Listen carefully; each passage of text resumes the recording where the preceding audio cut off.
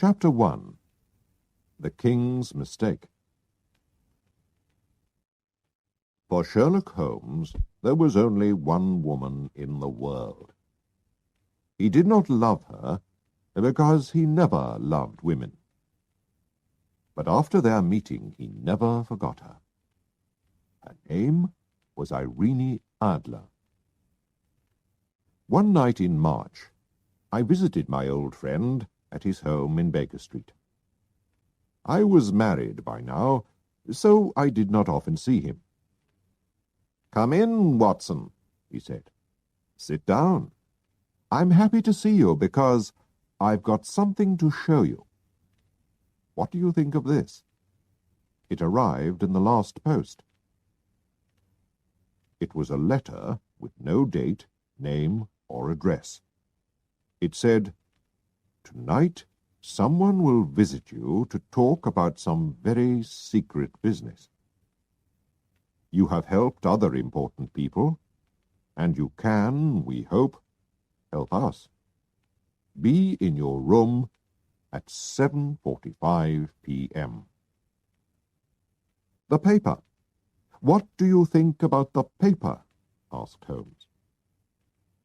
I tried to think like Holmes. "It's expensive, so this person is rich. It's strange paper. Yes, it's not English.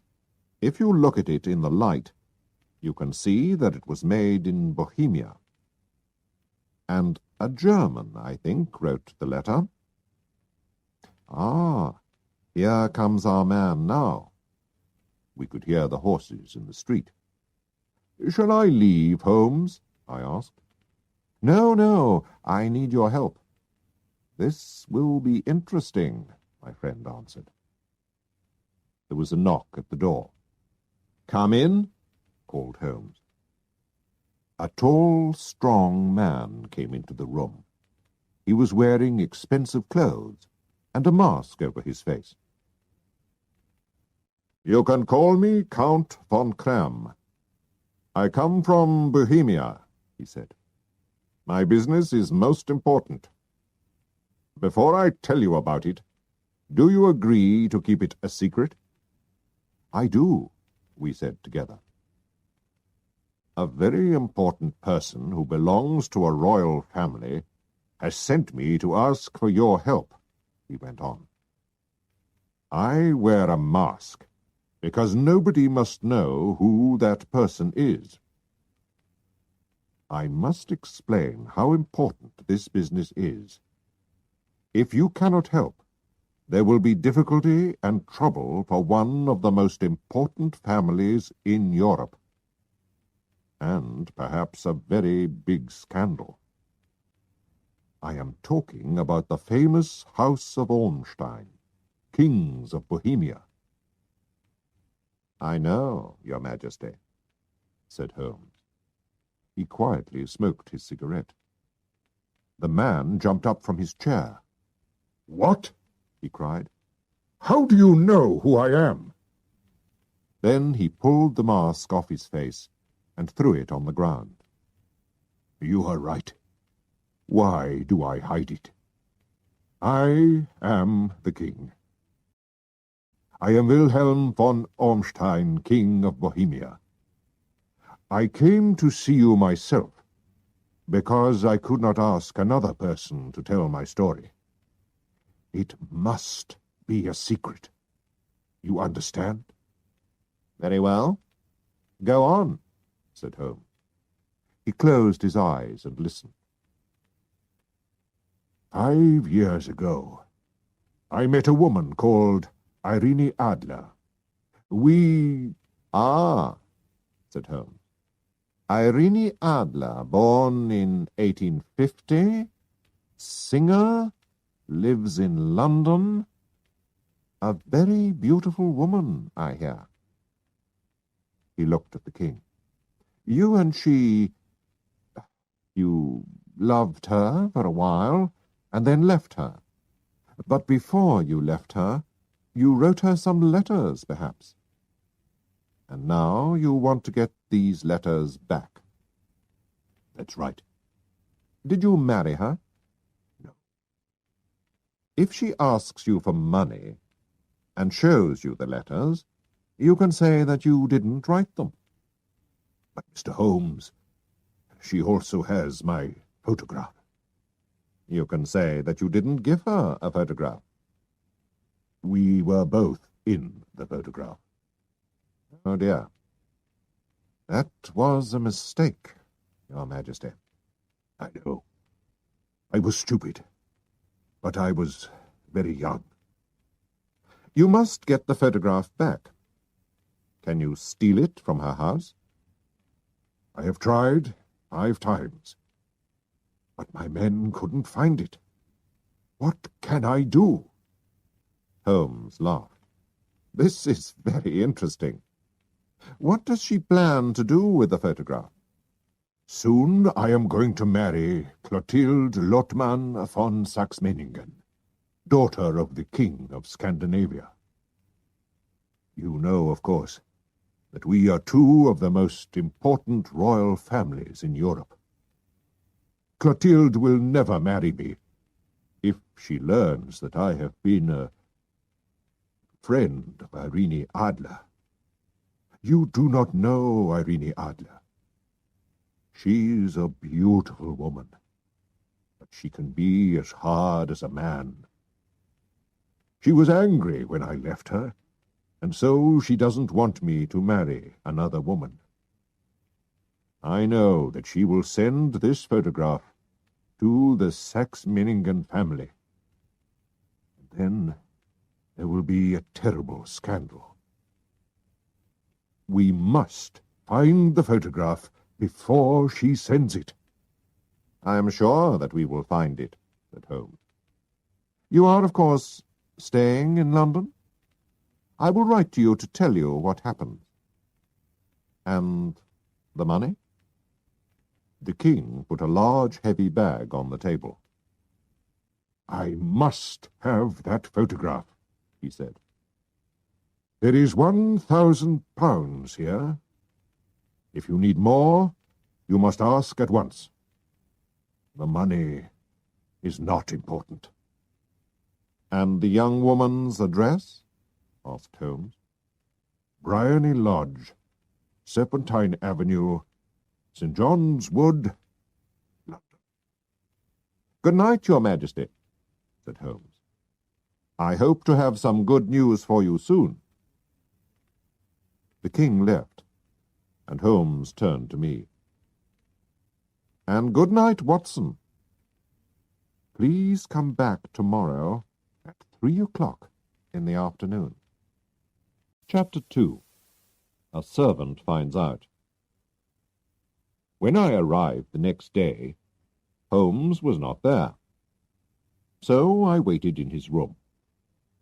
At 4 o'clock the door opened, and a very strange servant came in.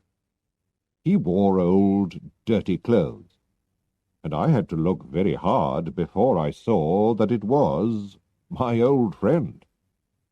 "Holmes!" I cried. "Where have you been?" "I've had a very good day," he replied with a smile. "I've been outside Miss Irene Adler's house. Servants are always happy to talk, and so I have heard a lot about the young woman. For example, she has a good-looking man friend called Godfrey Norton, a lawyer who often visits her. Now, why? If he's her lawyer, perhaps she's already given him the photograph. But if he loves her, she won't show him the photograph." "Most interesting, Holmes," I said. While I was there, Mr. Norton himself suddenly arrived. I watched them through the windows. When he left, he jumped into a taxi. "To the Church of St. Monica, as fast as you can," he shouted. 2 minutes later, Miss Adler ran out of her house, jumped into another taxi, and called, "To the Church of St. Monica, quickly." I couldn't miss this, Watson. So I jumped into a third taxi. When I arrived, I went into the church. Godfrey Norton looked round and saw me. "Thank God!" he shouted. "Come here quickly." "Why?" I asked. "Come on, man, we need you." And so I helped Godfrey Norton to marry Irene Adler. They needed a witness, and a servant from the street was better than nobody. "So, she's married him. What shall we do now?" I asked. "Well, tonight, my dear Watson, I need your help. Will you do what I ask? Without questions?" "Of course, Holmes, if you think that it's important," I answered. Later, we'll go to Briony Lodge. Irene Adler, or Irene Norton, will arrive home at 7 o'clock, and she will ask me to go into the house. You must wait outside, near the sitting-room window. And when it opens, watch me inside. When I hold up my hand, throw this thing into the room and shout, 'Fire!'" I took the small thing out of his hand. "What is it, Holmes?" I asked. "It's a smoke stick. The room will very quickly be full of smoke. After that, wait for me at the corner of the street." "Right.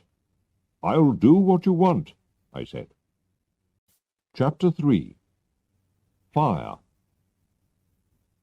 That evening Holmes again wore different clothes, and a large black hat. But it was not just the clothes that were different.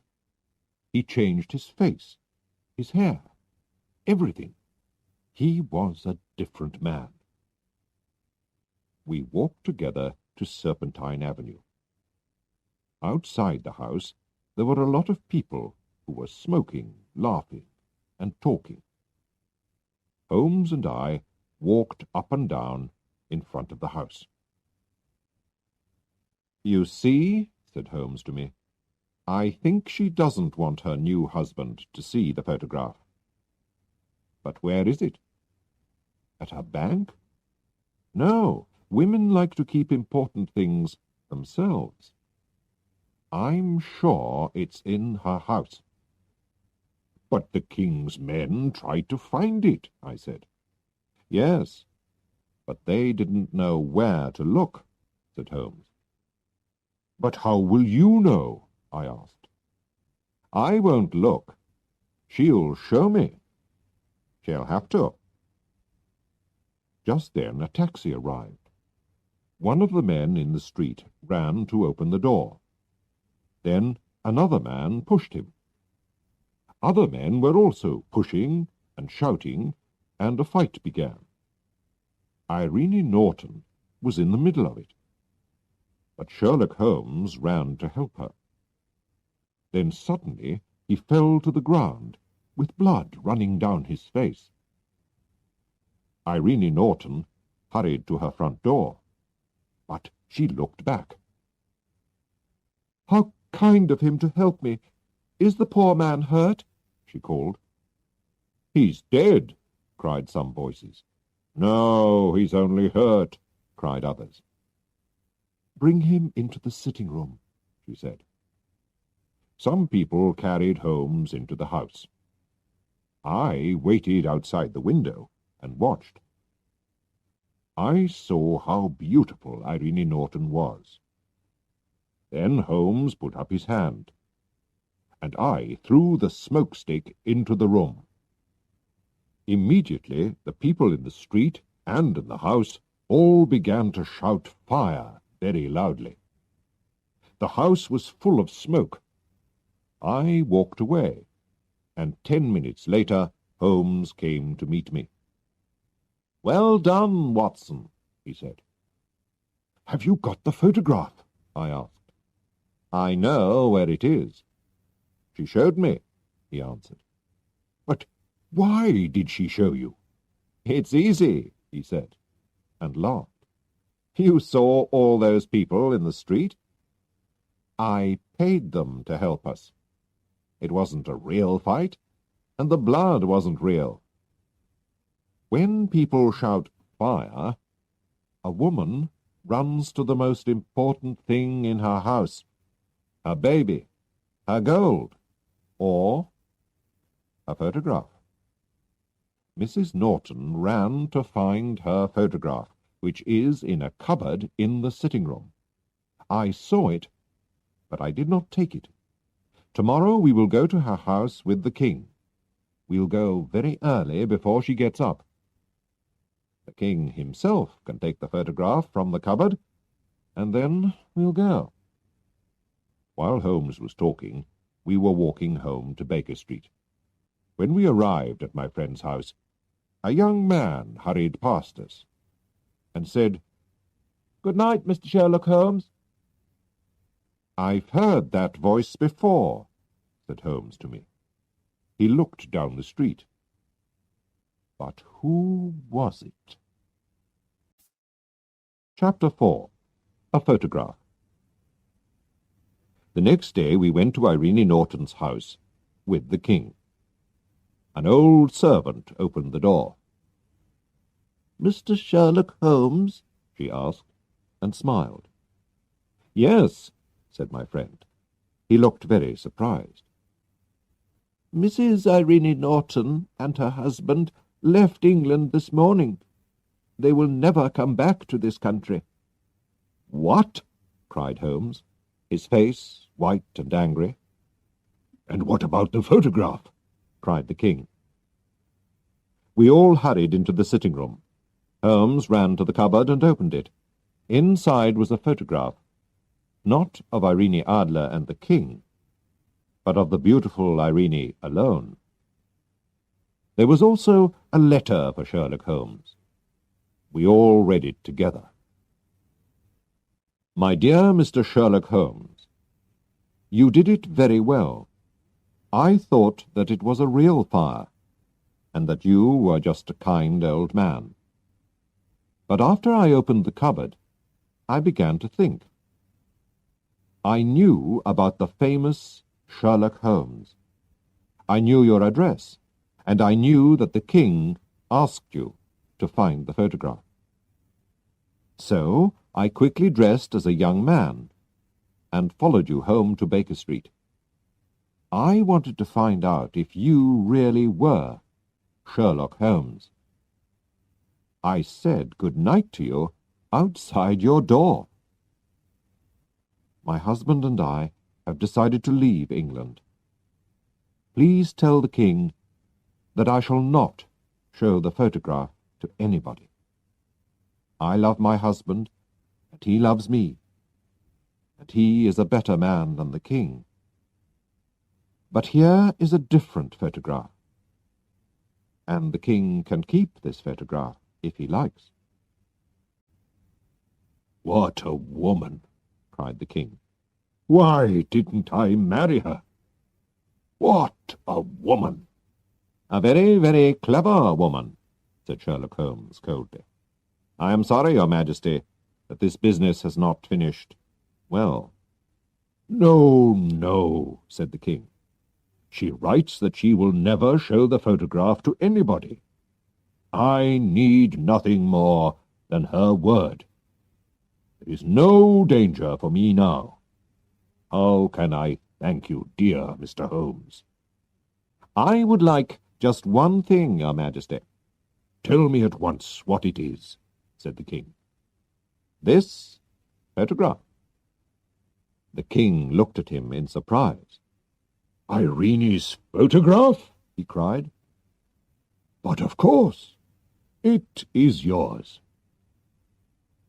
And so there was no terrible scandal in the royal families of Europe, and Sherlock Holmes still has the photograph of the woman who was cleverer than he was.